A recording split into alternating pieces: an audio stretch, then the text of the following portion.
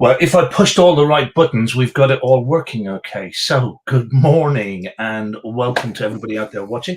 This morning, this is our second public spotlight member, our second public Toolbox Member Spotlight. Get my words right, be all right. So, some time ago, we used to do these member spotlights purely for the membership team inside of my Electricians Toolbox. We've decided that we'd obviously now go a little bit more public with this. So we're broadcasting out to our YouTube channel, our Facebook page. We're broadcasting into the member page as well, or the member group. And we're broadcasting into our recent challenge group. We just completed one of our training challenges this week. So I thought we'd broadcast into that channel as well. The idea behind our member spotlight is to give, obviously, our members an insight into who the other members are so that people can start forming and building relationships. But I think it's become evident now that there is value in doing this to the wider community of electricians in the UK as well, because it gives people an insight into who's working in the industry, what it is they're actually up to and getting, what they're doing in the industry. And I guess also it helps us to share the ideas that we teach and we encourage people to use in the toolbox, which my belief is then helps to raise the standards across the industry. If everybody's sort of singing from the same hymn sheet and working together rather than pulling apart, then it can only improve everything for everybody. So this morning I am joined with, I'm going to try and get this right. It's Przemyslaw Wojtowicz. Right, we'll try that again, all in one go. Przemyslaw Wojtowicz, who has been a Toolbox member since, I believe, August 22, there or thereabouts. Certainly been in and around the community since that time. And we're going to find out a little bit more about Shem. I'm not going to do the introduction. I'm going to let him introduce himself, and then we shall delve in and ask some questions. By the way, if you are watching out there at the moment, and you're obviously out on either the Facebook page, the member group, the challenge group, or the YouTube channel, if you're out there anywhere at the moment, jump in, say hello, let us know that you are actually out there. And I think also, as the morning progresses, if there's a question that you'd like to ask Shem or me, then please do jump in and ask that question. Actually, before I kick off, I will ask you to introduce yourself, but then I want to talk about the whole Shem thing and how unusual that was when we first met, when we first came across one another. But go ahead and introduce yourself, Shem. So, hi everyone, thanks you for having me today. My name is Przemyslaw Wojtowicz. So if you swap W for V, that would be easier to pronounce. I run and own Solid Electric Limited, company based in Southampton. I'm a one-man band at the moment, and I'm a Toolbox member exactly, as you said, so, August 2022. And I serve the I'm active in commercial and domestic environment. I would say 90% residential, 10% commercial. Yeah. I just take us back to when you first sort of came into the toolbox, and I saw this name Shem pop up on the screen. I found quite interesting because for people who don't know, my son's name is Shem. Which is, it has an interesting enough backstory. I mean, I can see how your name was abbreviated to Shem because of the Przemyslaw and how it's pronounced. For me, my son is the first in the family who is actually being christened as Shem the One, as in he's been given that as a name. Yeah. However, before that, his great-grandfather, his grandfather, and myself, we all grew up being called Shem. Now, growing up in Ireland, I was christened James, and my father and his father before that, similarly.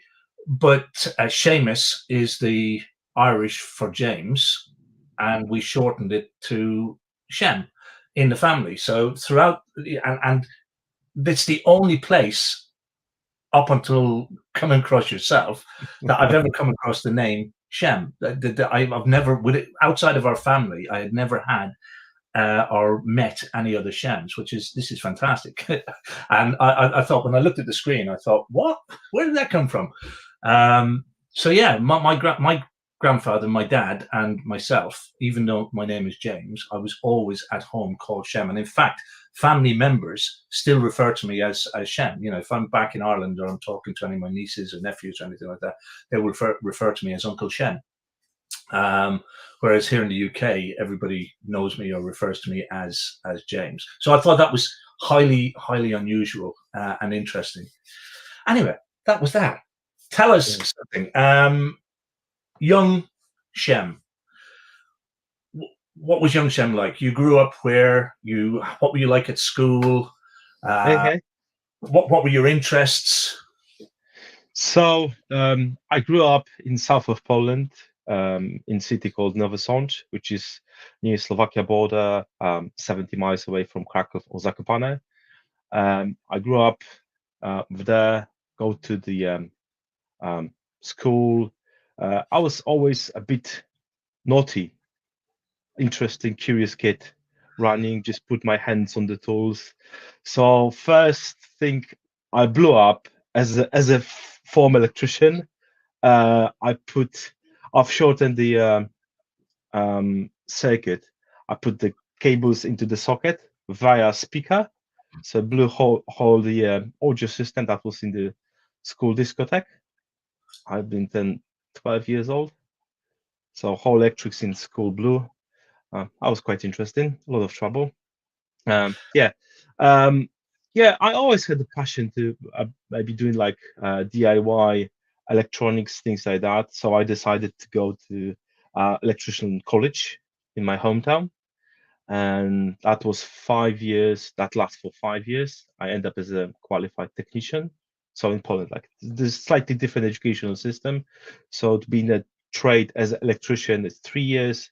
Being a technician is 5 years, and prepares you more a bit to continue your education with study, take it to a higher level.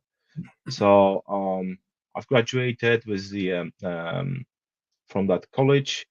I took my education a bit further to study IT.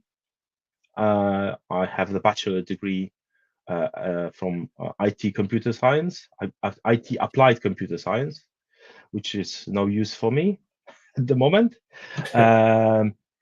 Yeah, and then well, in 2010 I've got married. In 2015 we've almost divorced. I found out I'm alcoholic, so I start my recovery process. And in the year's time, so that was 2016, we decided, okay, I don't like my job, I don't like my profession. I was a bit of salesperson, working, managing the team for other business owners. And I said, I can do it better, but maybe we'll change environment. And we moved to England in 2016. So it turns out that my language skills, although I had language throughout my education, it wasn't really good. It was like I didn't know how to pronounce things, how to spell things. It's just basic English. I couldn't speak freely, so that was a bit challenging for me to learn a technical language and just the common language as well. So yeah, I started. I wanted to be an electrician straight ahead after we arrived to England, but So things got what year did you arrive in the UK? 2016. 2016, right? Okay. Yes. Yeah. And there was like some changes in regulation, so they stopped accepting foreign qualification. So you need to prove you can follow the British standards. So obviously, for me, it was like, okay, what should I do? So 18th edition, okay. It took me more than a year to learn the language, to learn how British standards and why they are made, in order to carry out the work and be compliant with the regs. So, and after that, I quit my job in a manufacturing area. I was working in the contact lenses manufacturing, and I quit from like suddenly, like 2 weeks before was end of 2018. I said I had enough. That me done. I put my resignation on the table, and 2019 I forced myself into being an electrician.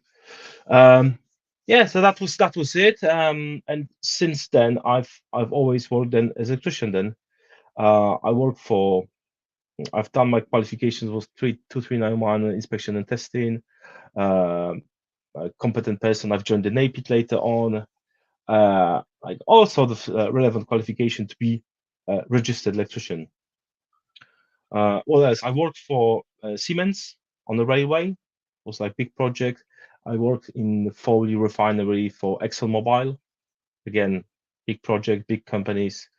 I worked for SSE as a subcontractor, mostly as a subcontractor basis.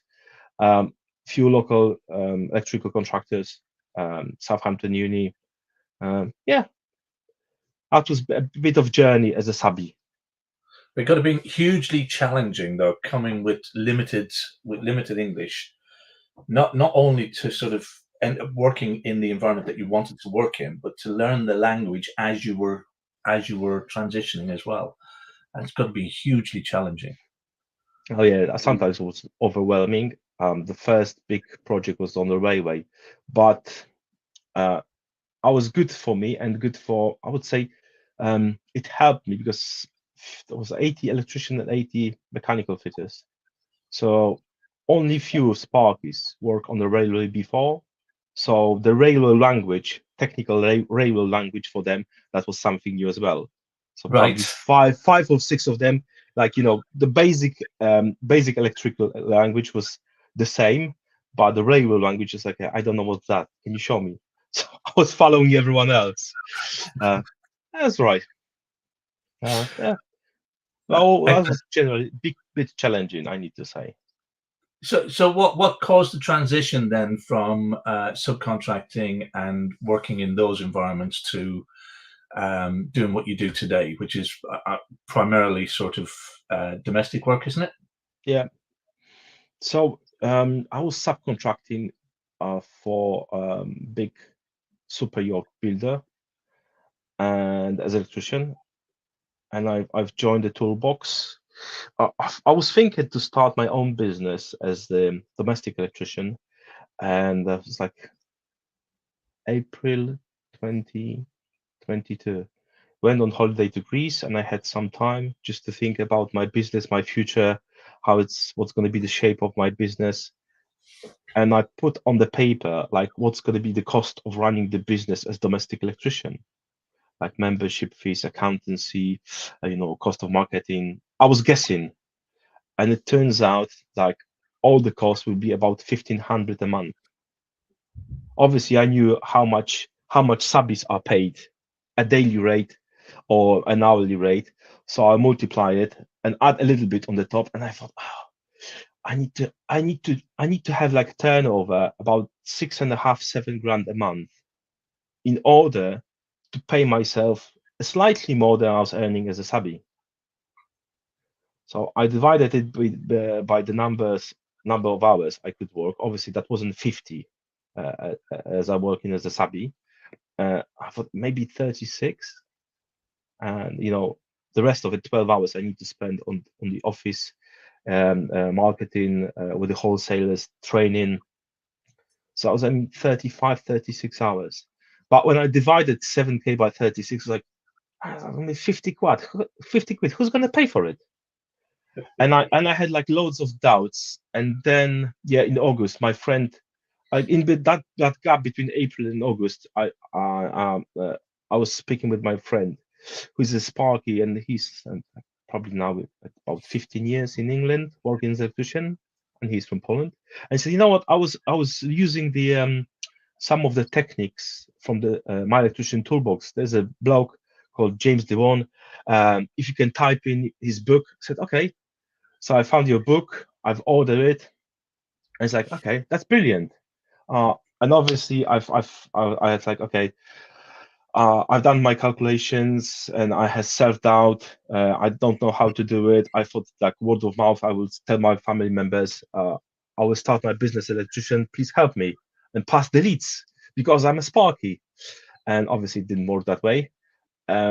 but yeah, generally, I've joined the toolbox, and it opened my mind, and it's really changed my perspective on the business, how the business it's run, or it should be run. I'm still missing a few things, but yeah, generally, it improved my confidence definitely, and I was, yeah, charges. Okay, What? leaving the toolbox one side for a minute. Yeah, When you've made this decision to go from subcontracting, and I'm assuming it was subcontracting and not employment, yeah. yeah, it was subcontracting. Yeah. Yeah. So you've made this decision to go from subcontracting to actually getting your own work, to running your own, taking control, I guess, of your own destiny. I mean, again, that's a scary experience. First and foremost, let me just say that there's a couple of people watching out there at the moment. I think we've got about 13 or 14 people across the different platforms. Good morning to Erez. Erez is over in Israel at the moment. Leela Singh is watching. Justin Davis is out there. And David Duran is watching as well. Look, guys, if you're sitting out there and you haven't yet jumped in to say hello, just jump in, say hello to Shem and me, and we can include you in our conversation. But Erez was saying, huge respect to you for immigration, because it's usually quite painful. I mean, just moving country, let alone moving country, and then having to learn the language, and then having to learn a technical language and change your skills slightly in order to fit in with that community or fit in with that country. So Erez says huge respect, and I agree with him. But also then you've been subcontracting, which some people would say feels safe because you know what work you're going to have. I don't particularly agree with that sentiment, but some people do say that seems safe.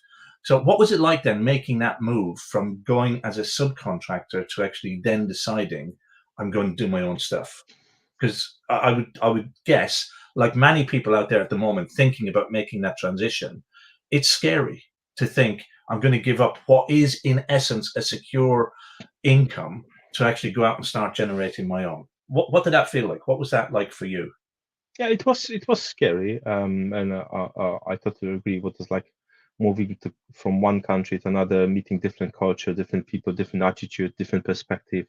That was all challenging, but I thought, I took that leap of faith, and I need to blend in and learn how to do it. Uh, but yeah, my idea to just to stop subcontracting and find my own lead, generating my own leads, was I will do that like in transition. So I will build a bit of work and like limit days as a subby, and finally, if I will like earn more on the weekly basis than I'm earning on as a subby, I would just quit subcontracting. But like the funny thing, like not everyone like it. Like if you sub in and people like, they say if you start sub, if you attend any private work, we'll just fire you. And it's like Yeah. it's fair point. And I've been working on a few projects, and people were saying if you like to do any of your private work, we'll ask you to quit. But I wasn't keen at that time. My situation has changed. So yeah, I was working on this for the super yacht builders, and I had like a plain van. I put my signage on the van, so it appeared one day as a local electrician. So I started wearing my branding clothing, and again, I didn't wear wear theirs. I wear my own. And obviously, I was missing days at work. Obviously, I booked them in advance. As I was booking them in advance.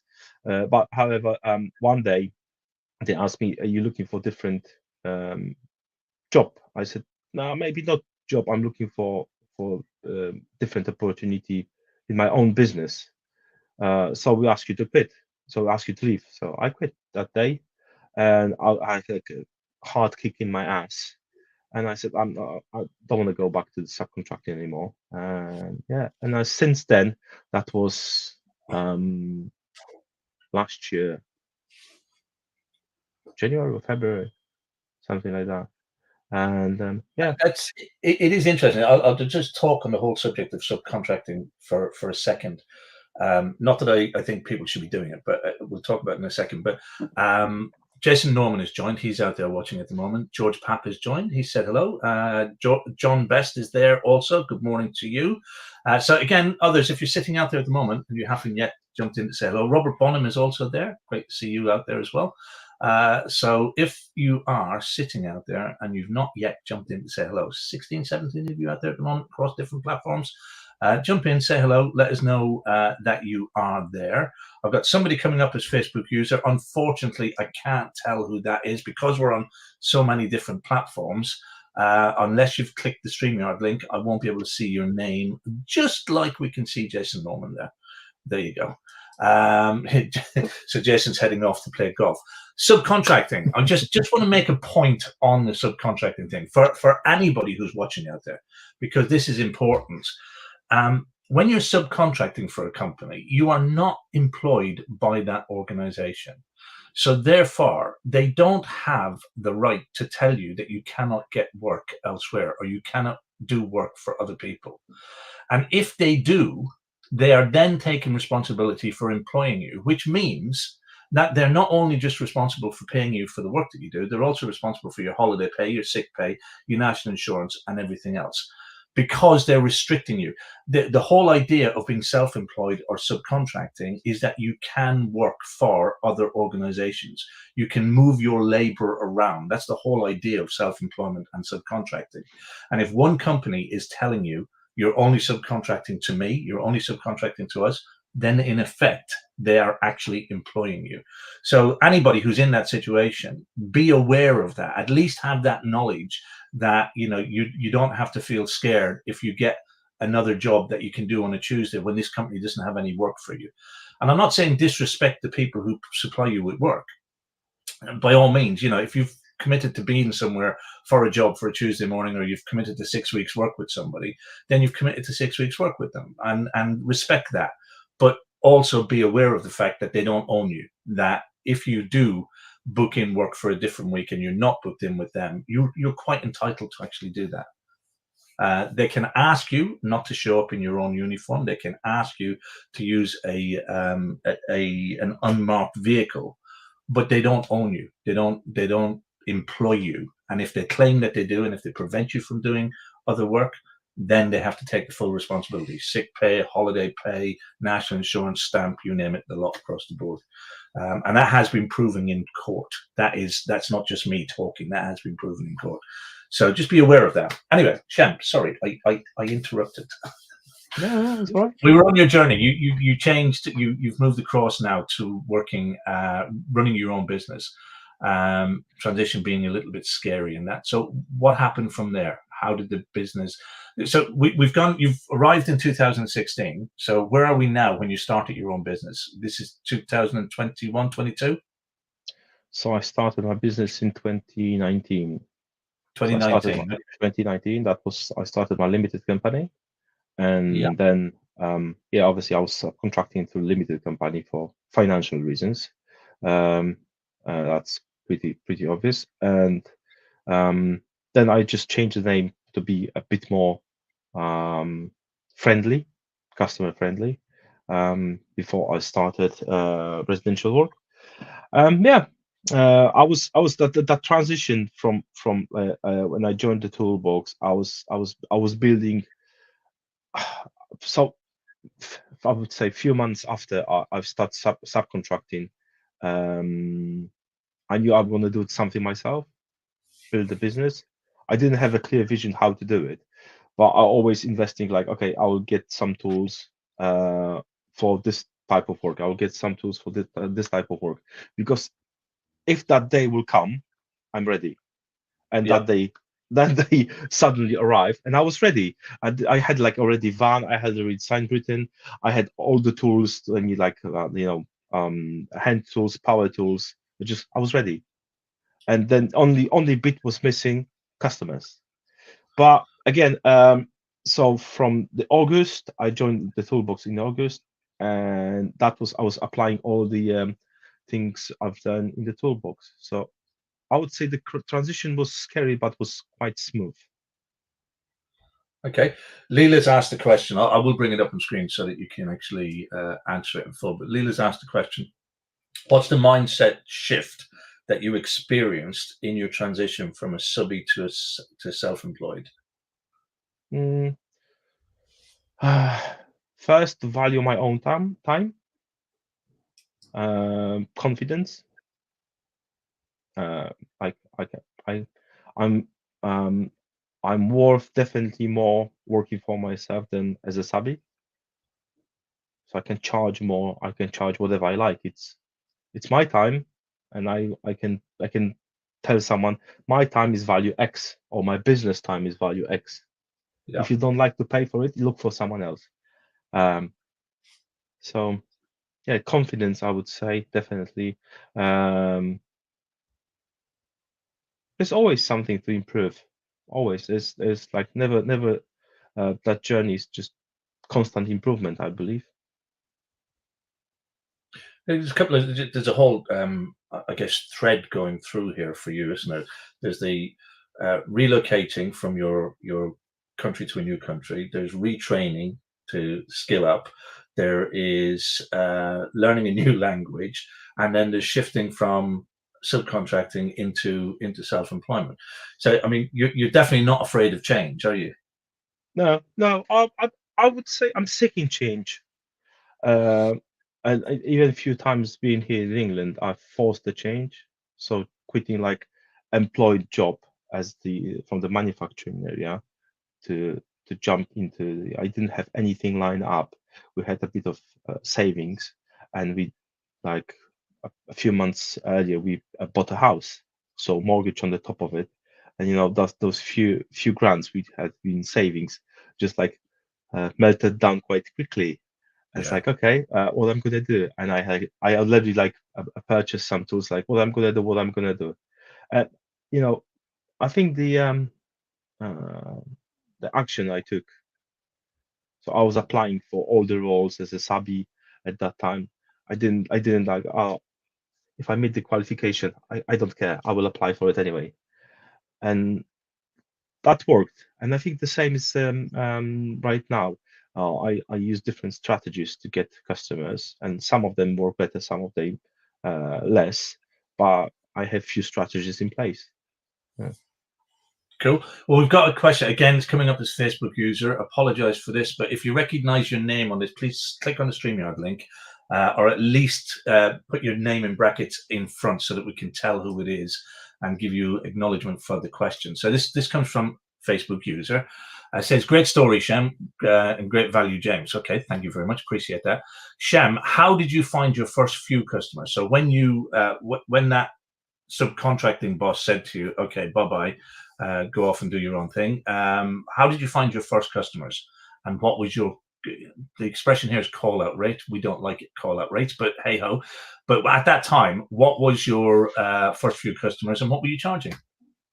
So first few customers. So when I joined the Toolbox, I asked Gary Pratin to build my website. So few customers were through the website.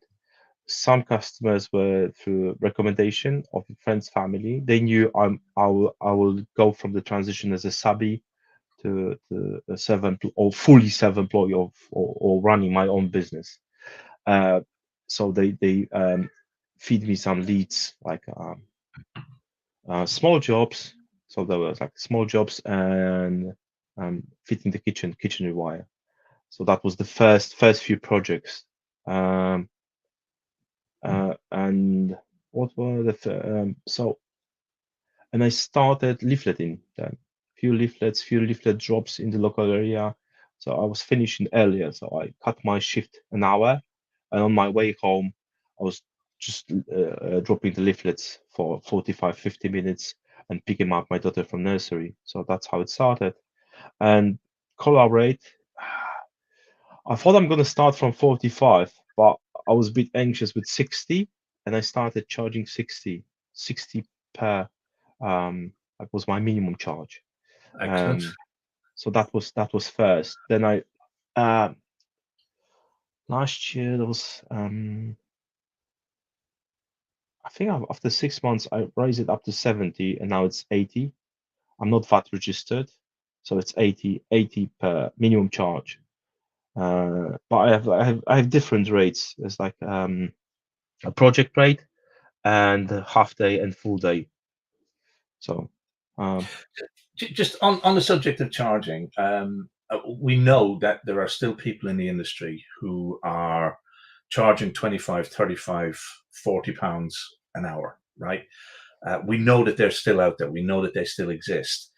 What would you say to those individuals today? And I mean, from the point of view that many of them believe that they can't charge more than that. They believe that if they charge more than that, they're not going to get work, or that people won't employ them, or that other electricians will trample all over their customers and so on and so forth. What would you say to people that are in that position? So from the perspective of subcontracting, I've been a bit worried because it's scary to generate your own work, because it's ups and downs, as we all know. And in our community, there are people who are sharing, including myself. There were times members of ToolBox were supporting me when I was like struggling to get enough work to pay all my bills, trades related. But generally, I was using like from my personal written down calculator.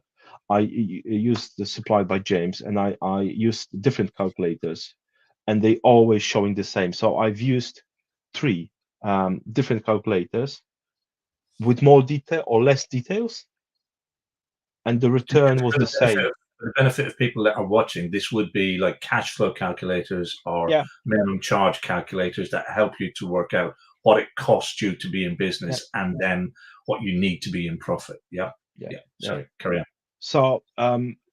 So what has changed? So I've looked at like, if I would like to employ someone for marketing, accountancy, leaflet dropping, etc., all the costs.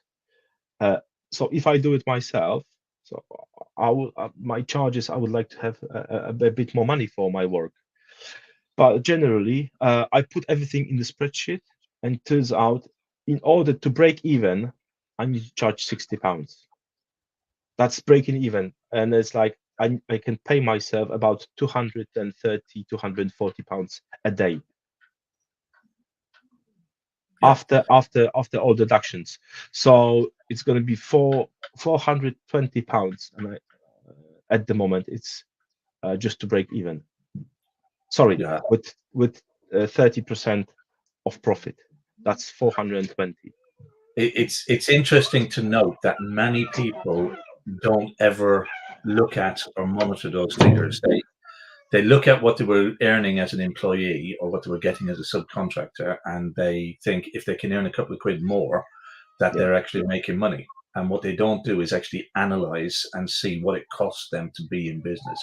And I think we've proven, particularly within the toolbox community, that your average electrician, it's just one man band, maybe one man and an apprentice or one man and a helper or whatever, but your typical one man band, it's costing him approximately £45 an hour to work. Yeah. That's and when you say that, people don't even consider or think about paying themselves a wage or anything, and yet you still have people who are out there that think they're surviving on £25, and they're busy. And when you talk to them about it, that's the argument you get is, I'm really busy. I'm really, really busy. If I charge more, I'm not going to get more work. But they can be really busy and losing money. They can be really, really busy and being a busy fool, just wasting time and effort and not actually earning. Whereas increasing your rates and knowing what you need to charge in order just to survive will change changes the kind of customers that you approach. It changes the way you market your business, and it'll change your life if you get the pricing right. And this is why, again, we operate on a principle of minimum charging, so that we know that every small job and every hour is actually profitable. Yeah. So I put all the costs of like accountancy, van, tools, maintenance fees, diesel, insurances, business insurance, time for holiday. I was like, when I was doing my calculator for the first time, I thought I'm going to work about 47 weeks. I'm not going to take holidays. For how long I'm going to do it? Mm-hmm. I can't do it like forever. So I thought maybe if I will, work that first year really, really hard, and next year I will have some days off, But yeah, that's general. It was quite surprising that there are people around who are charging less, and I was quite surprised by members of the toolbox who are charging money. I was like, wow, you can't charge that much. But I feel confident today. Say, not maybe directly, but I will say, yeah, I feel sorry. You cannot afford my services. I'm sure you will find someone who will do it cheaper for you. Is that if the price is only the value where customers see it in me, they are not the right match for me. Yeah, I am not the right match for them. Do you ever worry that no other work will come along now? No, No, because there are always people out there who will want the service at the right price. And I think if you're taking work just for the sake of taking work, you're actually losing the time that you could be putting into positioning yourself better and getting the right kind of customers. I've said to a few customers was like the conversation was I wasn't say was a bit awkward, like, oh, you're charging too much. So, keep my number, because they seems like a quite nice people, and like, keep my number. When you look for trustworthy and reliable electrician, keep my number. And I've experienced, not many times, but a few times, people say, you know what, you still keep in touch. You've sent me a text when you were arriving using ServiceMate, to that automation. And even although I didn't have a business from those people, they asked me, can you recommend someone? And other tradesmen, like a plumber or carpenter, they had business from those people. And they, finally, like 3 cases, I would say from the top of my head, at least 3 cases. I had people, can you give us a quote? You know what? I'm busy. Like, I cannot attend. If you can send me some photos, I can give you a rough idea how it's going to cost, how much it's going to cost. And people are like, okay, some photos, and yeah, okay, it's going to cost you 250. Can you do it? Let me just check my diary. Yeah, okay, we agreed. Quote sent, accepted. Book in the diary. They have a confirmation, and people are really surprised by a few things like, oh, I've got a text, I've got an email, I've got a reminder, and nowadays. So I just to give an example.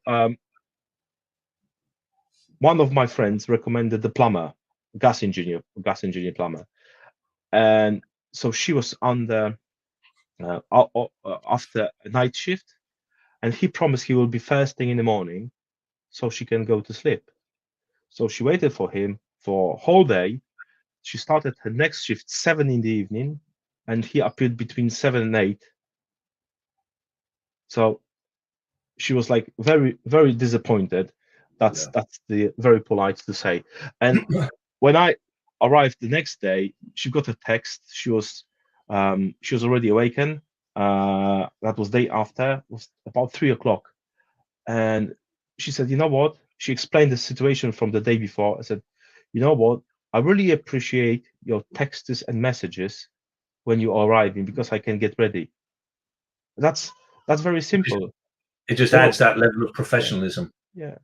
And like yesterday, the guy called the office I'm using the Rewired done. So whoever's not using the Wire, I would definitely recommend the Wire to use as the agency. And they rang. I'm few blocks away. Can you give us a shout? So click. I'm going to the job. Navigate to the job, and the customer receive a text. Your engineer arrives at 20 minutes, and they have that time to move from one place to another. So I would say that add a level of professionalism to your services. No, absolutely. Right, let's lighten the mood a little bit. Now we know a little bit more about you.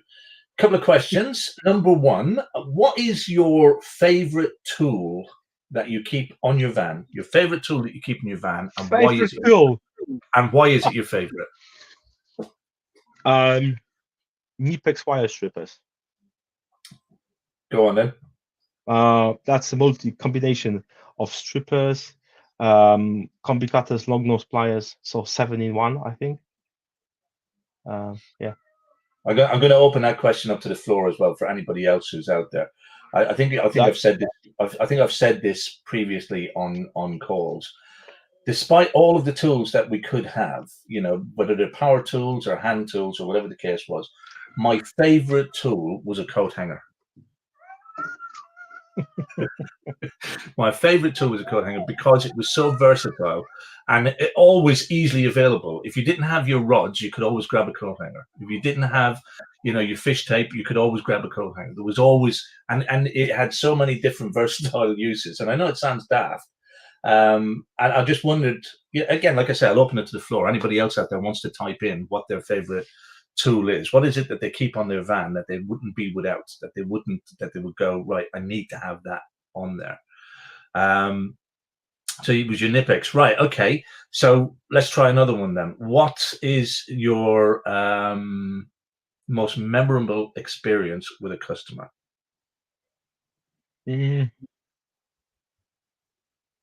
So I had repeated business from the lady, and she rang me out of nowhere crying, "Shem, please save. I had an emergency."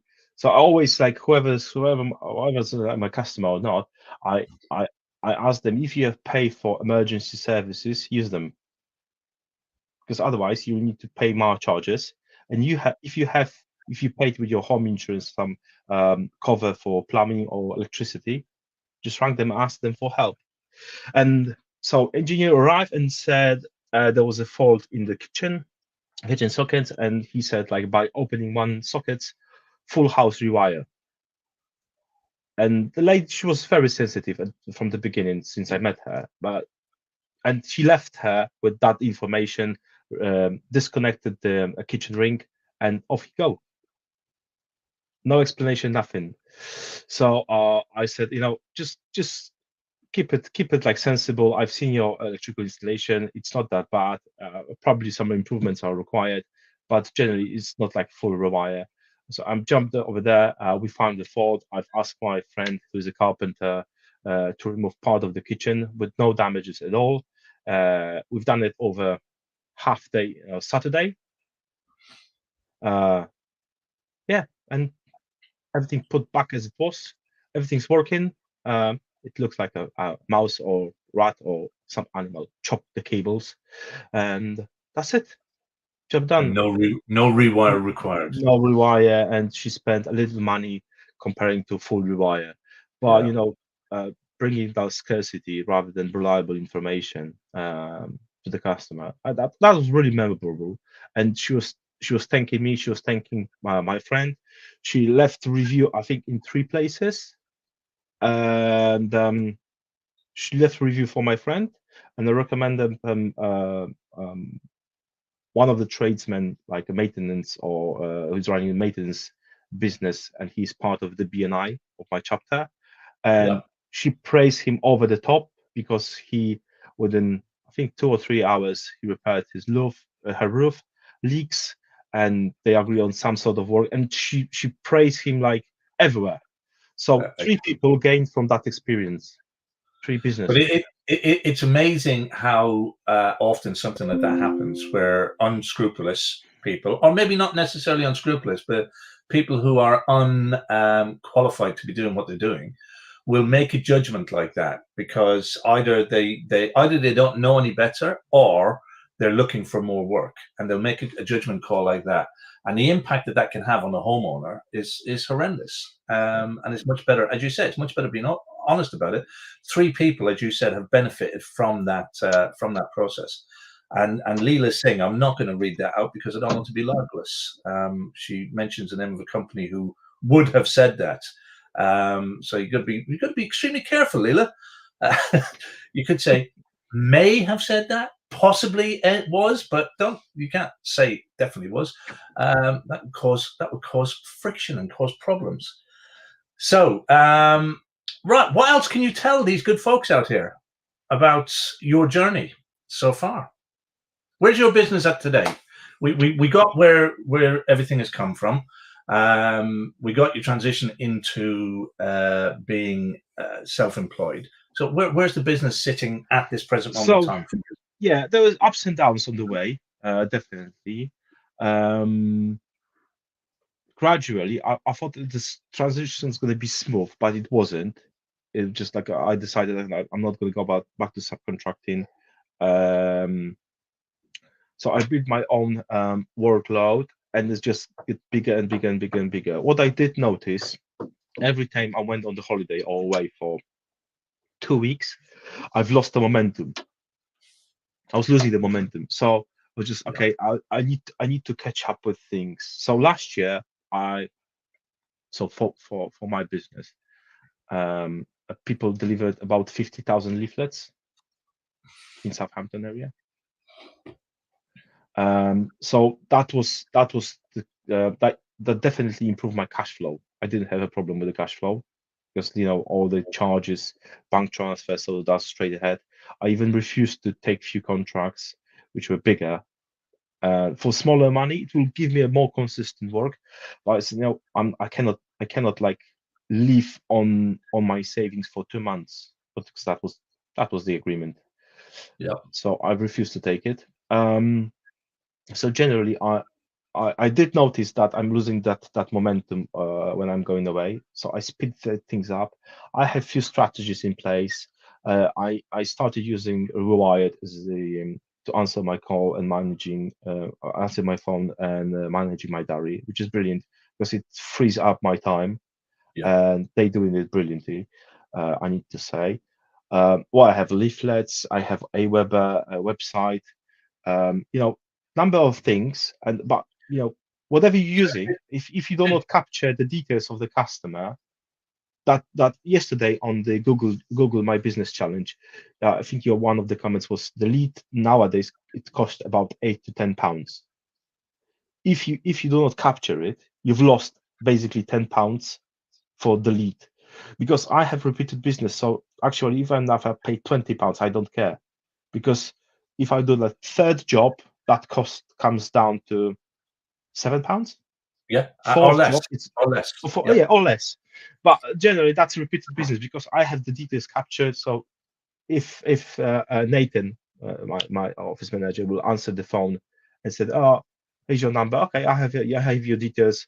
The free first available slot is here. Job done." Which is brilliant. And whoever is using, like, I don't know, My Builder, Checker Trade, or whatever, if you don't capture the details of the customers, you are losing. That's my message for today. That's the most important thing, to have the big database of the customers. And I remember I was listening to the one of your recordings that you had when you stopped working as an electrician. You had like few thousand customers database. 3,000 names on the database. Yeah, 3,000. Yeah. So I think nowadays, when you send an email to 3,000 people or businesses and with some offer, I have no doubts you will have at least 100 inquiries about consumer units upgrades or emergency lights or whatever you're promoting. Yeah, I think we've proven that time and time again, and it doesn't necessarily have to be a huge database. I had a database of over 3,000 people because, number one, the length of time that I was in business, but also I was capturing details from everybody that even requested a quote, not necessarily gone and did some work for them, but I captured all of the details. But we've proven time and time again with ToolBox members that even a small list of 100 or 400 people, if you are regularly communicating with them properly, and I'm talking about communicating, not spamming, if you're regularly communicating with them properly, and then occasionally you send them out an offer, you will get business from those lists. And the nice thing about that is that there's bugger all cost to it. It's not like you have to spend a fortune on Facebook advertising or Google ads or anything like that. They're your database. It's your list of people. And by nurturing it properly and by marketing to it properly, it returns a huge amount of value. Yeah. I would say there was a question. I'll just take you to the question. Was, first of all, George Papp said that his best tool or his favorite tool is Spotify. He'd be lost without it. So that's our George. Callum Keswick wants to know, what were your best, when you started working, what were your best strategies for getting work when you started? And was there anything that you found didn't work? So the website, I knew it's going to be long-term game because of the Google processing the website, things like that. So yeah, there's a long-term and short-term strategies. I believe the leaflets are short-term strategies for quick turnover and cash flow. But definitely, it's good. Can I ask you on that? And when we mention leaflets, Toolbox members will know what we're talking about. Non-Toolbox members will go, "Oh, leaflets, yeah, we've tried that and they don't work." Can I ask you, had you tried leaflets before joining the Toolbox, or did you always use the Toolbox strategy? No, I've never used any strategies before. So I've thought, maybe word of mouth, all the strategies which are around the toolbox. I thought about them, but I've never applied them because that was for me with the marketing was like strategy. That was actually the smooth transition from being subby to being fully self-employed electrician or generating my own work. So that was smooth transition because I was in the toolbox already. So rather than figure it out myself, how is that going to be, and going through that ups and downs and learning curves, I just I will follow this strategy and I should have the same outcome. And obviously I've done some adjustments to my personal needs and to my how my business works and Yep. what kind of work I'm looking for, who is my desired customer. But generally, that's if you apply the principles, the outcome is the same for all the strategies, I would say. Yeah. Okay, so you tried the leaflet strategy, the way we run it in the toolbox, and Yes. I do have to caution people when you hear us talking about leaflets, please don't just think you're going to buy a whole pile of leaflets and go out and deliver them, because people do that and they fail and they get poor results. There is a defined proper strategy to actually run these campaigns, and any of the toolbox members will should know what we're talking about, and if not, go and watch the training on it. But tell us what your experience was with leafleting. You decided you were going to do them. What did you do? You grabbed the design from the toolbox, you changed it to suit your business, and then. So I used the design from the toolbox. I've done some changes, asking the group for the corrections or improvements for the critique, which is all right. And I printed them out. I think first lot was 15,000 leaflets. A few thousand, maybe 2,500 I've delivered myself whenever I had time, and I asked people to do it for me. I followed the script. So first delivery was like, let's say today. Next one is 4 weeks ahead, and then 3 months, and then a random 6 months later. It depends. I've looked at the at how many phone calls were from leaflets and those areas. I've missed some areas where the was like council estates, things like that, because obviously some people they in council estate they have their own maintenance team to do electrical work for them, and obviously the rented near the Southampton Uni, I missed this area as well, because students, they're not going to pay for my services. Landlords are the customers. So different strategy for this different customers. Okay, and what kind of results did you get from your leaflet drops? So I was about 10 to 12 phone calls, no, 10, 12 jobs a week. Usually from a small job like adding a socket or repairing the switch, up to connecting power to the shed of our buildings, sometimes few hours. Well, that kept me going, and like I didn't miss the money, waiting for the cash like for a week or 2 weeks or a month. Yeah. Which I knew that's a problem. If you're gonna go on a big project, you need to wait for your money for 60 days. And of course, with the minimum charge in place, it makes all small jobs profitable. So those people who sit back going, "Oh, that's too small a job, I'm not going to make any money on that." If you're operating on the principle of a minimum charge, then every single job is profitable, correct? Yeah, that's correct. Yeah, but that's what shifted, like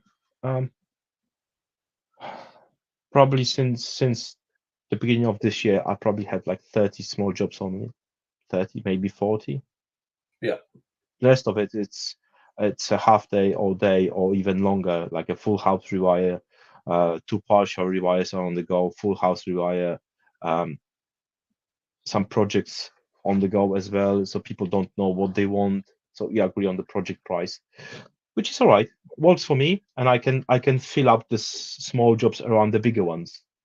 While I started was the whatever comes first, but that was the necessity of the business at that time. So I think to fully answer Callum's question, then, was there any strategies that you've tried that didn't work for you? Is there anything that you were doing that you would advise people not to do, or that didn't work well for you? So I would say the Google Pay ads, they're good if you like to maybe a quicker. So Google will digest your website quicker if you pay for the ads. So I use it twice because they offer me £400 if I spend 400. So that's why I use it. And generally, I think it's not worth it. It's just waste of money. And people who are bidding for higher stakes like solar panels, they will pay like £60 just to get the lead. Yeah. I've used the Google warranty or guarantee. I think you pay £14. So I will switch it on and off from time to time. But generally that's the depends on the need. I'm delivering leaflets on the weekly basis, probably on average 1,000 leaflets a week in different areas. Yeah. What I will use, Facebook. I used to do as a building my presence, and I still do. I do not spend much time on it right now. I still will post some reels. It depends what's popular. I would say it's worth looking at the social media at what's popular. I think there was the huge shift in YouTube when they fighting the TikTok, especially with shorts. And I've noticed was a CJR Electrical and Nick Bundy's YouTube channel. They have on the same level about 85,000 followers. And CJR Electrical, he started posting, I think it was a few shorts a day, and he just shifted for 250k followers.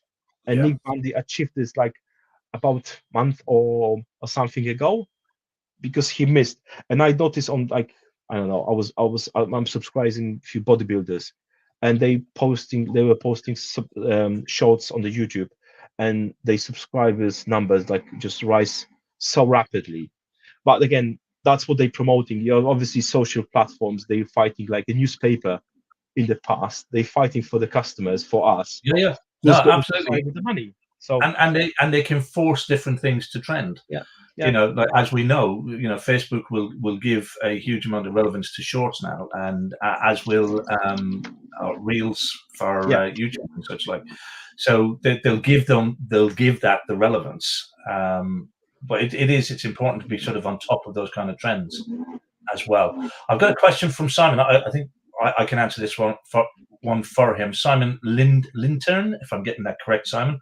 The name of the answering service is it's a company run by a gentleman called Dan McAdam, and the company is called Rewired. And many of our Toolbox members use that service because it is more than just an answering service. The gentleman who runs it has a background in the electrical industry, and all of his staff are competent in terms of putting together quotes over the phone. So they do different levels of services, but if you took it from, God, it sounds like a fucking advertisement now for Dan McAdam.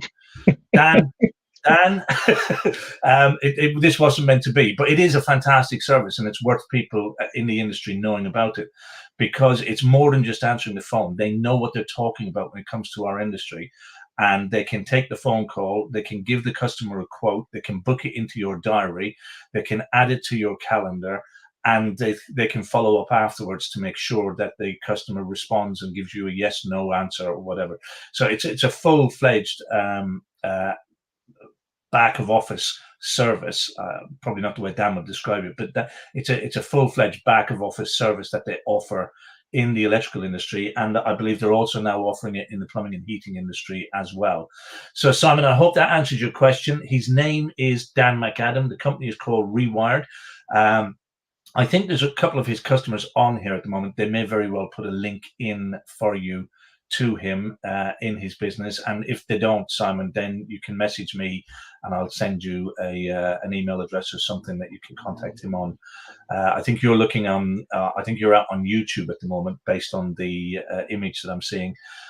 So if you want to message me or email me, james@jdewan.com, then I can send you Dan's details if you so desire. Sorry, took away from what you were saying, Shem. We literally just gone over the hour, so I think we're going to get to a point where we're going to start wrapping things up. Tell me about this next picture. Your van looks very very sort of, what's the word I'm looking for here? You can't miss the fact that it says electrician. How does that work for you?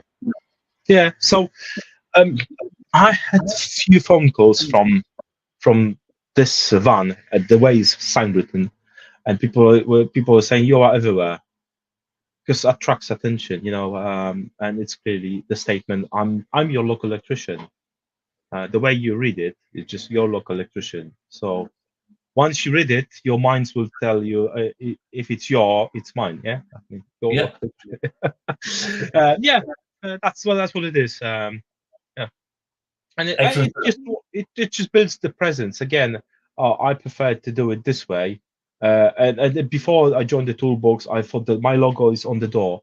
As you can see, it's quite small because it's relevant to the business. But generally the information, the clear message to the customer, call to action, your local electrician. I should probably add a call on the side of the van rather than plain number. Yeah, but generally it works well. Excellent stuff. Okay, we are going to wrap it up at that, I think, and let people get on with their day. I'm just going to bring up the next slide, which is some information just about the My Electrician's Toolbox, more or less what we've been talking about. It is the only resource of its kind like it in the UK for electricians. It is a community of electricians all working together to grow their business, helping one another.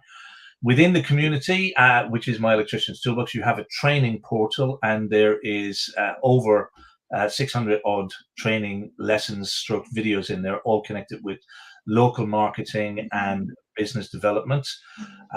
There is a private Facebook group for members only, where the members do support one another. We have within that group, during any given week, we have live training events. We have Q&A, live Q&As. We also have twice a year meetups where we run training at a hotel venue and the members come together and meet. Members get a host of different benefits from being a member. They get free websites, free email addresses as part of their membership. There's a nice gift box, which you can see here on the shelf at the moment. There's a nice gift box that they get with their T-shirt and a few other bits and pieces for them in there as well. Up and coming very shortly, we have a job management software coming. We did have one when we started the Toolbox, and then we moved away from it when the person who was developing it became ill, and then things like ServiceMate and Tradeify and such like sort of took over the market at that stage.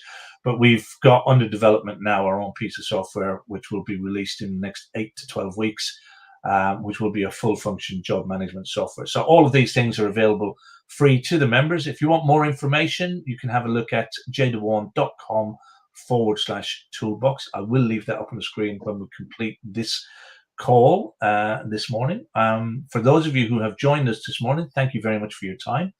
If you have any further questions, you can email me or go and visit the website on the link below. So any final words for the audience out there at the moment? So Toolbox is a great community. That's I can vouch for it. I haven't seen any anonymous posts in our community. It's any anonymous posts? Yes. Comparing to the other groups, Facebook groups especially. Yeah. I'm not going to name them. So yeah, there's huge knowledge database. I'm not maybe very active recently, but just whenever I need, I can go type in search whatever I need. Is it customer? How to reply to the customer? Number of forms, number of marketing strategies, and obviously there's like more than 600 videos. I've watched probably up until now about 200 of them, and for some of them I have bookmarks and I go back to them and watch them again, just to refresh and maybe shift the perspective or change or have a look if my perspective has shifted from the original point or original stand. It's worth being a member. I would say any troubles. Um, uh,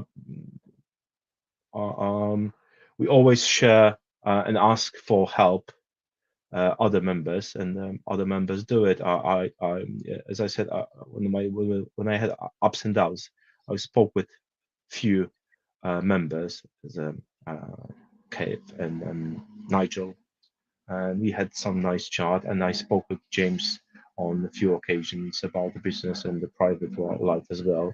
So yeah, I was awarded last year as the newcomer of the year. So yeah, that was a bit surprised that today was a nice morning, Saturday morning, which I really enjoy. I always like to share my experience from different stages of my business and my personal life even. Yeah, so yeah, thank you. Excellent. Well, thank you for your time this morning. And of course, anybody who's out there at the moment, just hit those likes and thumbs and smiley faces as a way of saying thank you to Shem for sharing with us this morning. With that said, we're going to wrap it up and let everybody get on with the rest of their day. Shem, thank you very much for being with us this morning and sharing your life and your journey with us as well. Inspirational. Thank you very much. Take it easy, everybody. Have a great weekend.